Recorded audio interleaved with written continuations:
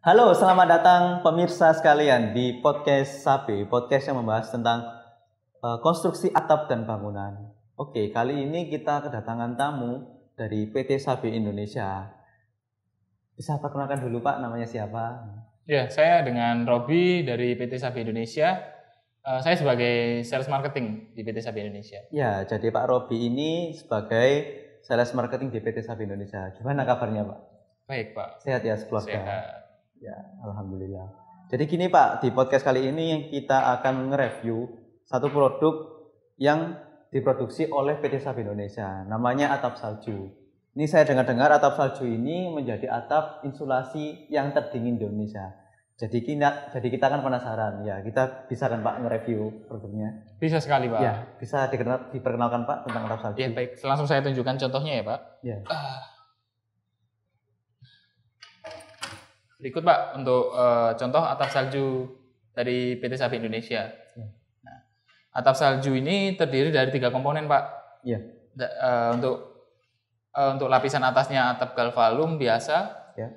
Lalu untuk di tengahnya ada poliuretan sebagai insulasi. Lalu untuk di bottom skinnya kita punya beberapa variasi Pak. Oh begitu ya. Iya. Kalau ini lebarnya berapa ini Pak? Untuk lebar dari atap salju ini kita seperti basic atap galvalum biasa Pak. Jadi lebarnya 75 cm untuk 75 cm dengan 5 gelombang. Ya, 5 gelombang ya. Iya. Lalu untuk ketebalan foam dari PU-nya kita untuk umumnya kita punya yang 4 cm Pak. 4 cm ya. 4 cm itu terhitung dari gunungannya. Jadi dari lembahnya 1,5 cm, untuk gunungannya yang atas ini 2,5 cm Pak. Jadi kalau totalnya ini tebal foamnya ini 4 cm ya, dilihat dari sekali gunungannya ini ya. Ya. Oke, kalau tebal ini kan atasnya galvalum ya platnya. Ini tebalnya berapa ini Pak kalau atap salju ini? Untuk tebal plat galvalum ini kita bisa produksikan dari yang tebal paling tipis 0,25 mm ya, hingga ke ketebalan yang 0,50 Pak, 0,5. Oh, jadi bisa request Pak ya? Iya, mulai dari 0,25 sampai 0,5 ya. Seperti misalkan kita mau request 0,3 itu bisa? Bisa sekali ya. Bisa. Selain dari ketebalan plat yang bisa di request, kita juga bisa request untuk ketebalan foamnya Pak. Tebal foamnya bisa di request bisa. Juga? Oh, gitu. Yang pada umumnya 4 cm kita bisa buat hingga 5 cm Pak. Jadi di lembahnya kita 2,5 dan di gunungannya juga 2,5. Jadi totalnya 5 cm seperti itu. Gitu ya.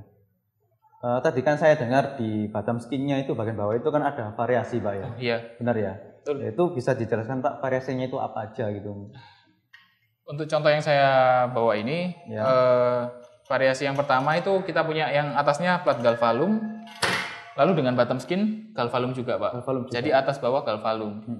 Nah, untuk yang pemilihan atas bawah galvalum itu biasanya dipergunakan di proyek-proyek yang memerlukan ketahanan suhu di dalam ruangannya itu stabil Pak. Stabil. Atau itu yang contohnya proyek apa aja? Untuk proyek cold storage, proyek kandang, seperti itu. Kandang ayam gitu ya? Iya betul, untuk kandang ayam. Lalu untuk secara kekuatan juga ini sangat kuat Pak. Kuat ya. Sangat kuat jika untuk di pengaplikasiannya juga mudah jadinya. Lalu untuk variasi yang kedua, PT Sapi punya yang ini lagi Pak, yang atasnya galvalum, lalu di bawahnya sheet PVC. Nah, sheet PVC sendiri ini pemilihannya biasanya digunakan untuk di proyek-proyek yang residensial Pak. Jadi semacam di rumah-rumah atau biasanya juga bisa digunakan di kafe Pak, atau sebagai interior juga bagus. Mungkin kalau di kafe kan kebanyakan pakai atap galvalum biasa ya. Itu kalau saya lihat itu pas kita di kafe kalau hujan itu sangat berisik sekali. Ya betul sekali Pak. Mungkin sekarang lebih banyak peralihannya ke atap yang insulasi seperti ini Pak. Karena kalau misalkan di kafe-kafe gitu kan suhu yang terlalu panas, lalu untuk ketahanan suara juga terlalu berisik. Nah itu untuk sebagai pemecah masalah tersebut kita punya yang namanya atap salju ini. Nah ini sangat meredam sekali untuk suhu dan suara. Ya untuk nanti suhu dan suara nanti penjelasannya kita akan bahas lebih detail lagi Pak ya. Iya betul sekali. Lalu ada lagi untuk yang ketiga Pak, kita punya yang paling terbaru ini. Ini yang bottom skinnya aluminium. Jadi Oh iya ya. atasnya plat galvalum, lalu di bawahnya aluminium. Aluminium ya. Ya, betul sekali. Ya, jadi pemirsa ini kalau mau lihat ini bawahnya ini aluminium. Gitu. Jadi kalau secara interior juga estetiknya dapat Pak ya. Ya. Ada semacam kayak emboss gitu, emboss. Ya, aluminium ini. Aluminium sendiri biasanya lebih digunakan untuk proyek-proyek yang memerlukan ketahanan terhadap karat atau untuk zat-zat kimia yang lebih menahan seperti itu, Pak. Ya, karena bahan dasarnya aluminium ya. Iya, kalau aluminium kan aluminium dipakai di peralatan dapur kan ya, tahan air dan karat gitu ya. Iya, betul sekali, Pak.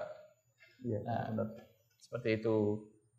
Lalu untuk penggunaan bahan dari atap salju sendiri ini juga sangat ramah lingkungan, Pak. Oh begitu. Iya, karena pemilihan bahan yang digunakan oleh PT SABI Indonesia ini sangat mengusung konsep green environment, Pak. Green environment ya. Iya, betul sekali. Dengan label non CFC dan non HCFC, Pak. Jadi sangat aman ya. Iya, aman dan tidak merusak lingkungan, Pak. Tidak merusak lingkungan ya. Kalau dibuang gitu, ya tidak gitu ya. Ya, tidak menjadi limbah seperti itu. Lalu untuk atap salju ini juga sudah menjadi hak paten PT SABI Indonesia, Pak. Ya. Jadi kalau nyari atap salju ini pasti produksi PT SABI Indonesia saja ya. Tidak bisa diduplikat oleh pabrikan-pabrikan lain, Pak. Oke, Pak. Jadi gini, kan di luar sana kan juga banyak nih atap-atap yang mengusung konsep bisa meredam suhu gitu. Kenapa kok atap salju ini kadang-kadang yang paling terbaik gitu dibandingkan kayak atap UPVC, atap karbonat, dan atap-atap insulasi lainnya gitu? Ya, untuk perbandingannya sih dengan kenapa bisa dibilang yang terbaik ya, Pak? Iya. Untuk atap salju sendiri pernah tim kami coba untuk secara suhu dan suara untuk digunakan di proyek kanopi rumah itu pernah kita coba dengan termogan, Pak.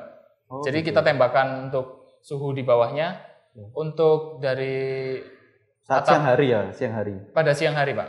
Untuk produk galvalum biasa seperti galvalum umumnya itu yang tanpa insulasi ya. Tanpa insulasi menyentuh di angka 44 derajat, Pak. 44 derajat. Lalu untuk yang di karbonat sekitar 41 derajat. Untuk di atap PVC menyentuh 33 derajat. 33 derajat. Lalu untuk di atap salju untuk suhunya mencapai 27 derajat saja, Pak. 27 derajat. Iya. Perbandingannya sangat jauh. Hebat sekali ya. Iya. Makanya kenapa atap salju ini kadang-kadang menjadi atap terdingin ya, karena tadi itu ya. Iya. Ada insulasi poliuretanya ini tadi. Iya. Baik. Kalau kita di lapangan, kalau kita masang atap salju ini caranya gimana, Pak? Untuk pemasangannya gitu, iya. Bisa didemonstrasikan gitu cara masangnya. Bisa. Untuk aplikasinya sebenarnya untuk pengaplikasian atap salju ini gampang saja, Pak. Seperti atap-atap pada umumnya.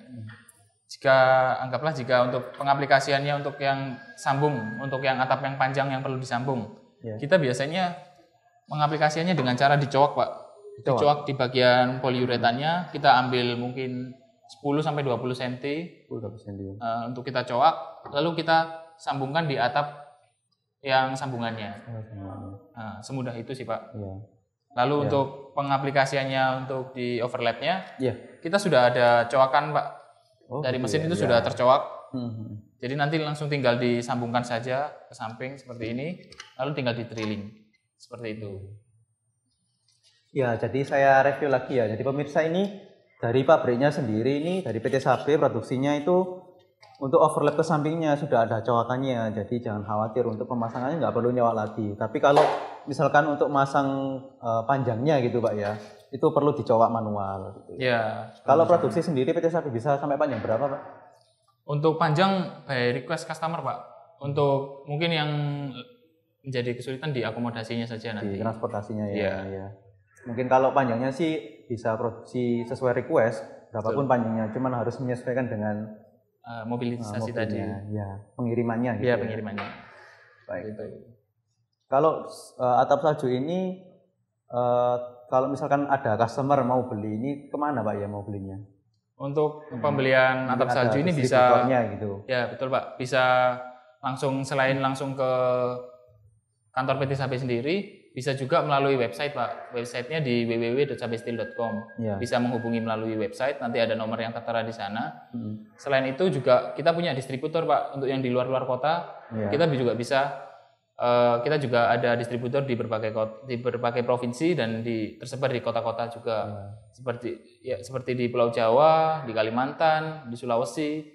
Itu kita ada untuk distributornya, kita ada tersebar di berbagai kota. Tapi untuk pabriknya sendiri ada di Surabaya, Pak? Iya betul, untuk pabriknya sendiri. Tapi kalau distributornya di Jakarta ada. Jakarta juga ada. Di Kalimantan juga ada. Kalimantan juga tersebar di sana, Pak. Ya, jangan khawatir, kalau teman-teman mau beli atap salju bisa hubungi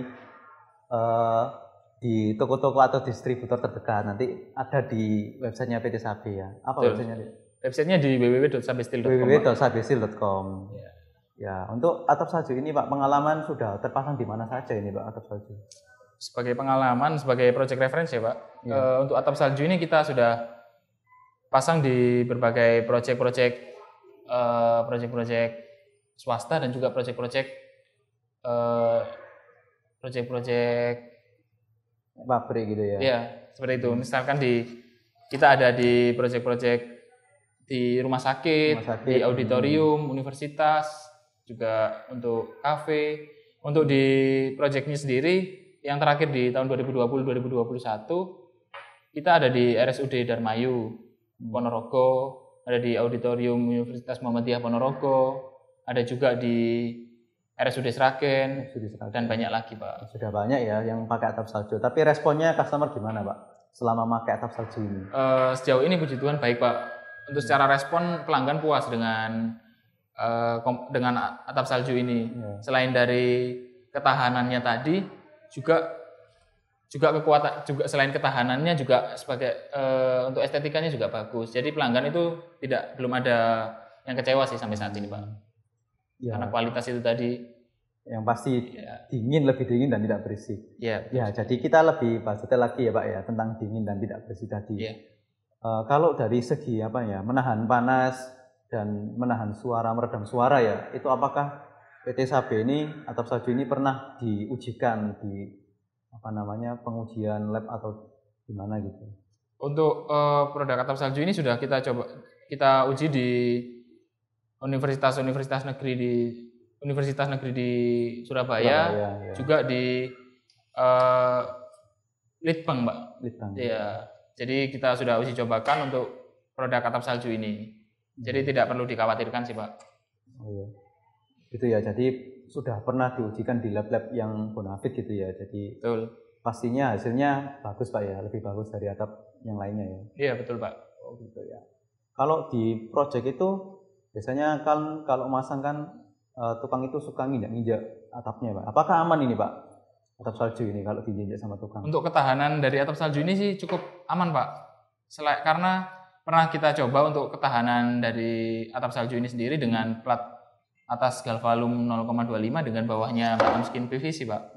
Mampu menahan beban itu hingga 96 kg Pak. 96 kg. Iya. Jadi nggak mungkin patah ya? Nggak mungkin patah Pak. Itu gording berapa Pak jarak gordingnya? Jarak gording itu 1,2 meter Pak. 1,2. Iya, 1,2. Jadi aman ya meskipun dinaiki ya? Iya, sangat aman sekali Pak. Memudahkan pemasangan, juga mempercepat. Iya, pasti mengurangi biaya lagi. Mengurangi biaya tentunya. Itu yang menjadi pilihan terbaik saat ini ya. Jadi bisa mengurangi biaya pemasangan, terus juga bisa aman dinaiki oleh tukang-tukang gitu ya. Iya, betul. Ya, sendiri. Baik. Ya mungkin cukup Pak reviewnya atap salju untuk kali ini. Mungkin next kita akan nge-review produk-produk dari PT Sabe yang lainnya. Nanti kita undang Pak Robi lagi di podcast ini. Ya, siap Pak.